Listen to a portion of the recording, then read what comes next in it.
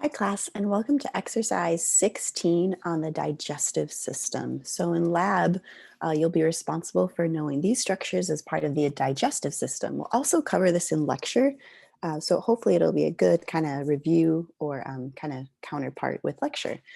So the gross anatomy of your digestive tract is in bold and is listed here with some selected accessory organs seen as well. But your digestive tract basically is the one continuous tube that starts in the oral cavity and extends through the anal canal and the rectum and the anus. So this one long continuous tube is the GI tract, and then any accessory organs like the liver, the pancreas will secrete they're usually enzymes into the digestive tract. So here's the oral cavity, and then we have the separation oropharynx and laryngopharynx. It's part of the throat. The oropharynx is behind the oral cavity, and then the laryngopharynx. Food, we call it a bolus at this point, travels down the esophagus through the lower esophageal sphincter, which is a ring of smooth muscle that opens and closes to allow that bolus of food to enter into the stomach. Then that bolus of food travels through the pyloric sphincter, another ring of smooth muscle that will open and close to allow the passage of, now we call it chyme, when that food piece kind of disintegrates a little bit, and then the chyme passes through the duodenum. The duodenum is the first part of your small intestine. Um, Traveling kind of downward, then we have the jejunum, which is kind of this middle 2/3 of the small intestine, and then the ileum is the final 1/3 of the small intestine. So duodenum, jejunum, and ileum are the three parts to the small intestine. Then that chyme or waste product at this point will travel through the ileocecal valve, which will open and close to allow its passage into the cecum, which is the blind-ended pouch, the beginning of the large intestine, also known as the colon.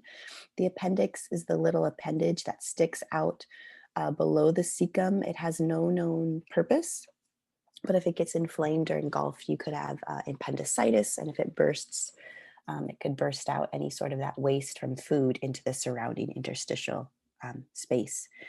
Then we go up the colon and we call this part the ascending colon. The hepatic flexure is the point of the colon where it flexes.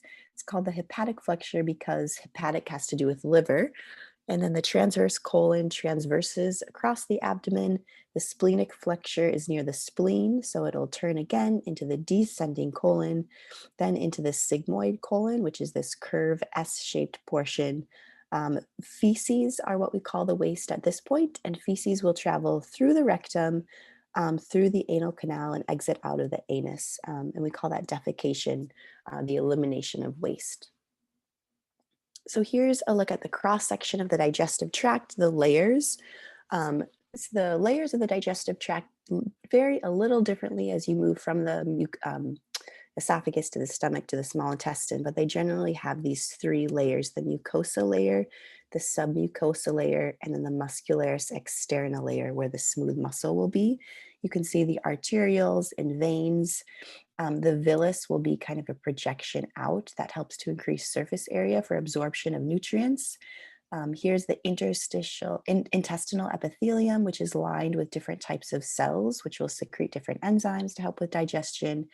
Here's the capillary network of those arteriole and venules that will help to absorb nutrients that travel through these cells. And then a lacteal, this is a lacteal, it's a part of the lymphatic system that helps to catch any other waste or absorb materials that travels through the intestinal epithelium.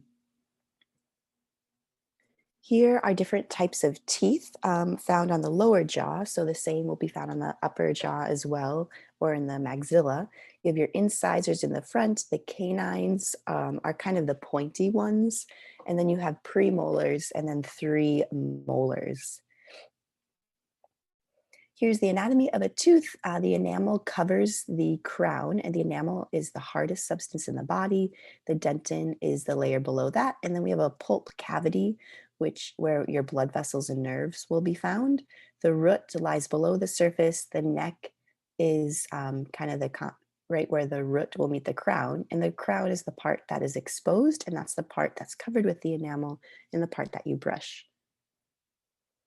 Here's the salivary glands of your digestive system. The parotid gland lies right on top of the masseter muscle. So it'll secrete its salivary amylase, which will help to digest, especially carbohydrates that you eat and starches.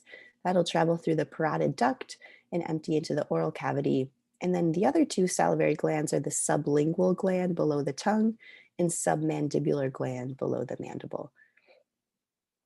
Here's the two portions of the pharynx used in the digestive system. The oropharynx is behind the oral cavity, laryngopharynx is behind the larynx. The nasopharynx is the part of the throat behind the nasal cavity. That's the part, if you've had the COVID test, where they're scratching way in the back of the nasopharynx to get their sample for testing. A little uncomfortable. I had it when I was in the hospital giving birth, but very obviously a good spot to test for that. I just want to point out too here, the esophagus then will be the continuation that food will travel down. So air and food will both travel down the pharynx passageway, but air travels down the front larynx into the trachea, and food will travel into the esophagus. Here's the different parts of the stomach. Here's that cardiac sphincter, the body of the stomach, the fundus. Is this upper kind of dome-shaped portion. Here's the greater curvature, lesser curvature. The rugae stands for the stomach folds. Within the stomach, here you can see the different layers, the outer longitudinal muscle, middle, and inner oblique muscle. So different layers of muscle within the stomach to help propel the food along. The pylorus region, the antrum will be right in front of that. And then the duodenum is the first part of the small intestine that will connect to the stomach via this pyloric sphincter. Here's just another look, model of the gross structures of the stomach, maybe a little bit easier to see: the fundus body, the pyloric antrum, the pyloric canal, the pyloric sphincter, and then the curvatures. Here's a look at the different layers of the stomach: the outer longitudinal layer, middle circular, and inner oblique. So just these different layers of muscles will surround the stomach, and then you can see their striations go at different angles. So when they contract, they'll just propel the food along to try to push the food and the waste into the duodenum. Here's a look at the gross structures of the small intestine and the sphinx, and then you can see the colon is labeled here. But here's the duodenum, the jejunum, and the ileum. Again, they go in that order. The duodenum connects to your stomach, the jejunum is the middle part, and then the ileum will connect to the colon, the large intestine. And you can see here the pancreas is labeled. The pancreas secretes digestive enzymes into the duodenum to also help with digestion. Here's a look at the liver then. So the liver is one of the accessory organs of digestion. So it's not a part of the continuous tube, but it will secrete, it creates bile, and then the gallbladder secretes bile, which helps to digest fats in your small intestine. The liver has different lobes that are labeled here and different ligaments that are also labeled. The gallbladder is found on the inner bottom side of the liver. So that's why you can just see a part of it sticking out there. And this is kind of an easier picture to view here from an inferior, the bottom view of the liver. Here's the gallbladder. The different lobes are labeled. So again, right lobe, it'll be on toward the right side of the body. Inferior vena cava, because it will drain blood that goes through the liver. The liver is kind of the detoxification center. So the inferior vena cava will drain the blood that goes through the liver back to the heart, and the lesser omentum will help hold the liver in place in the abdominal cavity. Here's a look at the different ducts going into and out of the liver. This is an important one to learn. I think I spent some time talking about this in lecture. Here's the gallbladder, and the gallbladder just stores bile. So you can live without your gallbladder because the liver is what creates the bile. The gallbladder just stores it. Some people with high cholesterol and different dietary kind of extremes might have gallstones in their gallbladder, and they'll need to get their gallbladder removed. The cystic duct takes bile from the gallbladder, and the cystic duct joins up with what we call the common hepatic duct. The common hepatic duct travels into the liver and separates into the right and left hepatic duct, going to specific lobes of the liver. But the common hepatic duct and your cystic duct will join together to form the common bile duct. And the common bile duct is what will take that bile into the duodenum. Here's a look at the pancreas and the spleen location. Here's the main pancreatic duct, which will take pancreatic enzymes that help in digestion and will put them into the duodenum, again, which is the first part of the small intestine. There's an accessory pancreatic duct. Here you see the common bile duct, which again is coming from the joining of that cystic duct from the gallbladder and the common hepatic duct from the liver. The minor and major duodenal papilla are just kind of the openings of these ducts into the duodenum. Plicae circularis are circular folds, so kind of bumpy ridges within the duodenum, again to help increase surface area for digestion and absorption. And then the head and tail of the pancreas are just two parts of gross anatomy of how we detail the different sides of the pancreas. Then here's a look at your large intestine. Again, here's the cecum, ascending colon, hepatic flexure, transverse colon, mesocolon stands for the tissue that will kind of hold the colon in place, splenic flexure, descending colon. An omental appendage is just extra pieces of tissue off the colon. Here's the sigmoid colon, the curvy part, then the rectum, anal canal, and then the anus will be the opening or the exit. The teniae coli stands for this kind of stretch of smooth muscle that helps to propel the colon and squeeze it to kind of keep the feces moving along. And then the haustra, one haustra is one tiny pouch that you see here.